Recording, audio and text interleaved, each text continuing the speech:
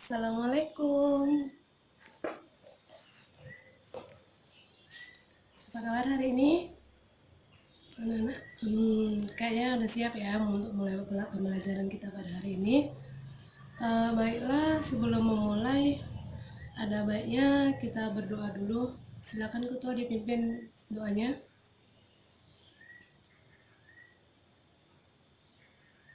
Ya, selesai. Sebelum memulai pembelajaran, alangkah baiknya dibersihkan dulu sampah-sampah yang ada di sekitarnya. Nanti kita memulai pembelajaran kayak melingkar aja. Sekarang diambil dulu sampah-sampahnya. Baiklah, sudah. Kita absen terlebih dahulu.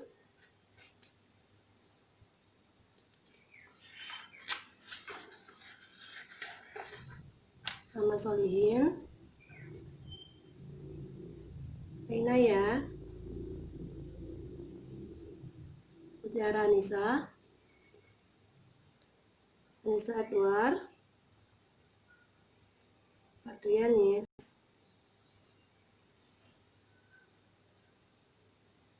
Utari Wulandari. Oh, sakit. Oke. Sepertinya hanya Utari Wulandari ya yang pada hari ini. Sebelum memulai pembelajaran kita hari ini mengenai bank, nah minggu kemarin kan Ibu udah kasih tahu nih kalau dibaca juga materi kita minggu kemarin, yang mana ada yang tahu nggak kita materi minggu kemarin?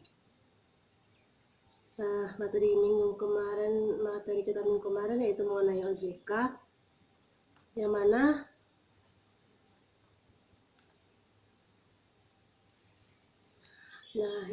OJK ini ialah otoritas jasa keuangan, yang berarti bahwa OJK ialah lembaga independen yang bebas dari campur tangan pihak lain, yang mana ia mempunyai fungsi, tugas, wewenang, dan peraturan pengawasan, pemeriksaan, dan penyidikan sebagaimana yang dimaksudkan dalam undang-undang. Nah, otoritas jasa keuangan ini dibentuk dengan tujuan agar keseluruhan jasa keuangan di dalam sektor jasa keuangan ini terselenggara secara teratur, adil, transparan, dan akuntabel. Nah, untuk materi minggu sekarang yaitu mengenai bank. Nah, untuk materi bank kita akan membahas mengenai pengertian, fungsi, dan juga jenis. Nah, tentunya kita akan membahas jenis bank itu sendiri ya. Nah, untuk pengertian bank ada banyak pengertiannya, terutama menurut beberapa ahli dan juga undang-undang yang telah mengaturnya. Yang pertama yaitu mengenai undang-undang. Nah, menurut undang-undang pengertian bank terdapat dalam Undang-Undang Nomor 10 Tahun 1998, yang mana bank ini ialah badan usaha yang menghimpun dana dari masyarakat dalam bentuk simpanan dan menyalurkannya kembali dalam bentuk kredit dan bentuk-bentuk lainnya dalam rangka meningkatkan kehidupan rakyat banyak. Nah, yang selanjutnya yaitu ada menurut beberapa ahli. Yang pertama yaitu menurut Kasmir, yang mana dalam bukunya Manajemen Perbankan tahun 2010, dalam bentuk bank ini ialah lembaga keuangan pencipta uang. Nah, pencipta uang yang mengumpulkan dan menyalurkan kredit dan pelaksanaan dan pembayaran. Nah, untuk materi bank ini sendiri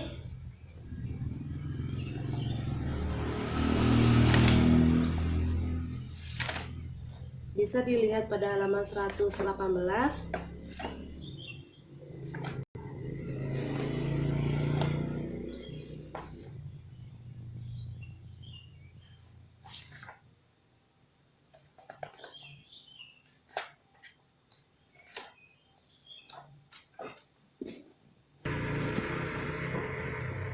bisa dilihat di halaman 118 ya.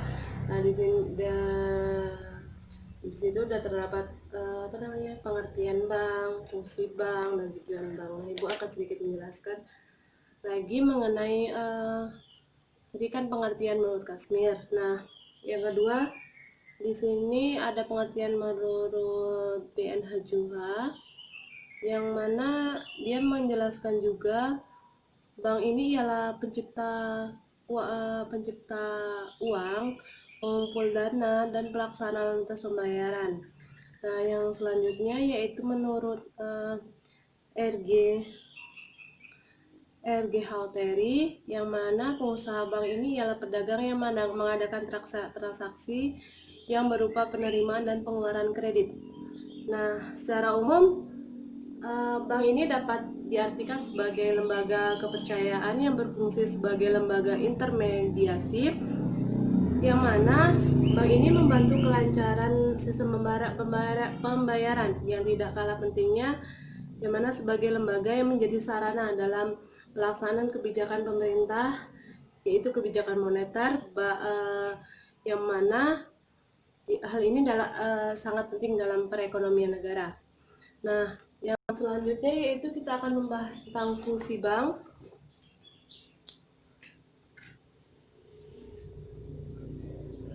Nah, untuk fungsi bank di sini dalam buku halaman 119 dapat dibaca banyak sekali fungsi bank yang dapat kita pelajari. Nah, untuk fungsi bank yang akan Ibu jelaskan yaitu mengenai fungsi penerimaan kredit. Nah, fungsi penerimaan kredit di sini yang dimaksudkan ialah lebih dikenal dengan sebagai funding dari masyarakat dalam bentuk yang pertama dalam bentuk simpanan. Simpanan tabungan, simpanan deposito, dan simpanan giro. Nah, yang kedua yaitu bank ini berfungsi sebagai pembeli kredit kepada masyarakat, baik kredit produktif maupun kredit konsumtif. Yang selanjutnya yaitu bank ini berfungsi sebagai perantara lalu lintas moneter, antara lain dalam bentuk kiriman uang, clearing, kartu kredit, level of credit maupun cek. Nah, yang selanjutnya bank ini juga menerapkan simpanan yang disebut dengan funding tadi. Nah, di sini simpanan bank ada tiga yaitu simpanan tabungan atau saving deposito, yang mana berarti simpanan pada bank yang penarikannya sesuai dengan persyaratan yang telah ditetapkan oleh bank. Nah, selanjutnya yaitu simpanan deposito atau terms deposito, yang artinya simpanan ini memiliki jangka waktu. Nah, jangka waktu tertentu untuk sistem penarikannya. Yang terakhir yaitu simpanan giro. Nah, simpanan giro ini di bank ini penarikannya dapat dilakukan dengan menggunakan cek maupun bilio gilet. Nah, yang selanjutnya kita akan membahas mengenai jenis bank. Nah, untuk jenis bank sendiri dalam halaman 121 ada dua jenis. Yang pertama jenis berdasarkan fungsinya, yang kedua berdasarkan kepemilikannya. Nah, berdasarkan fungsinya di sini terdapat menurut Undang-Undang Perbankan Nomor 10 Tahun 98, ini ada fungsi bank yang pertama yaitu bank umum. Nah, bank umum ini ialah bank konvensional yang pelaksanaan kegiatannya itu berdasarkan prinsip syariah.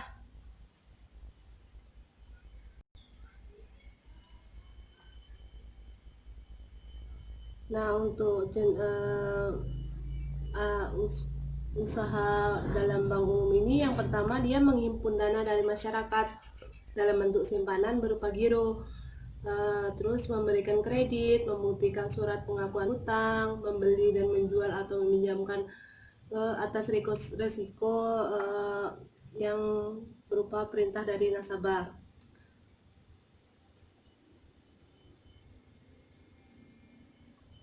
Nah, di sini juga ada bank sentral, yang mana bank ini ya lembaga yang mempunyai wewenang untuk mengeluarkan pembayaran yang sah dari suatu negara dalam melaksanakan dan melaksanakan kebijakan moneter, yang dimana di sini ialah mengatur dan menjaga kelancaran sistem pembayaran, mengatur dan mengawasi perbankan, serta menjalankan fungsi lender of the last resort. Untuk bank sentral ini ditujukan untuk Bank Indonesia. Nah, yang selanjutnya yaitu bank perkreditan rakyat. Nah, bank perkreditan rakyat ini ialah bank yang melaksanakan kegiatan usaha baik secara konvensional berdasarkan prinsip syariah. Yang selanjutnya yaitu jenis bank berdasarkan kepemilikannya. Tadi kan kita menjelaskan tentang fungsi. Sekarang kita menjelaskan berdasarkan kepemilikannya.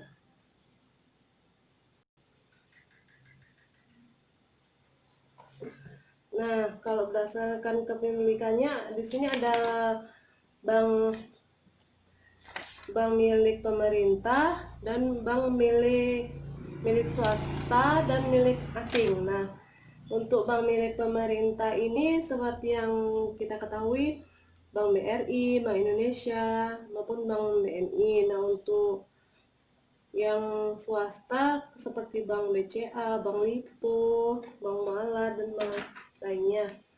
Nah, untuk bank yang milik asing ini seperti HSB Bank, Citibank, dan lain sebagainya.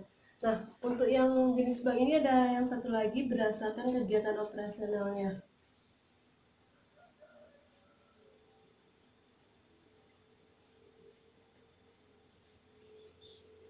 Nah, berdasarkan kegiatan operasionalnya di sini jenis bank ada dua. Yang pertama bank konvensional dan bank syariah. Nah, untuk bank konvensional ini bank yang dalam kegiatan operasionalnya menerapkan metode bunga, bukan menerapkan metode bagi hasil. Yang untuk bank syariah ialah bank yang beroperasi dengan menggunakan prinsip Islam. Artinya Islam menjalankan usaha mengikuti ketentuan syariat Islam.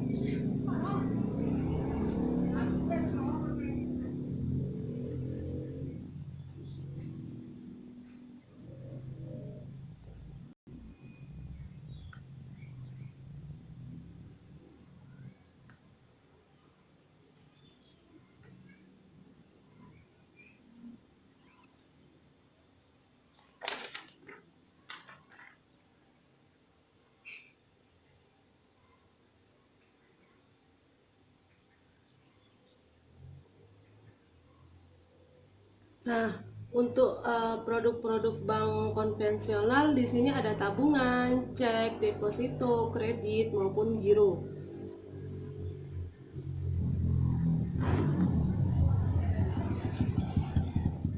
Sedangkan untuk produk bank syariah ada Al-Wadiyah, Al-Qarat, deposito mudharabah, arat, dan istilah-istilah lainnya dalam produk perbankan syariah.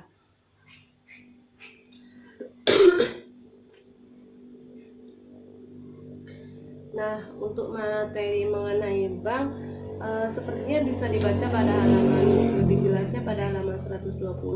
Nanti akan diberikan juga materi tambahannya mengenai apa yang Ibu sampaikan tadi di ke kalian, tapi Ibu print dulu. Sepertinya untuk materi tentang bank, lembaga keuangan bank cukup singkat, jadi bisa dibaca-baca di rumah. Untuk evaluasi bisa dikerjakan soal halaman 142 nomor 1 dan 2. Dan Ibu mengingatkan untuk minggu besok kita akan membahas mengenai lembaga keuangan bukan bank. Jadi dibaca dulu materinya di rumah, nanti sebelum memulai belajar Ibu akan menghadapi kuis.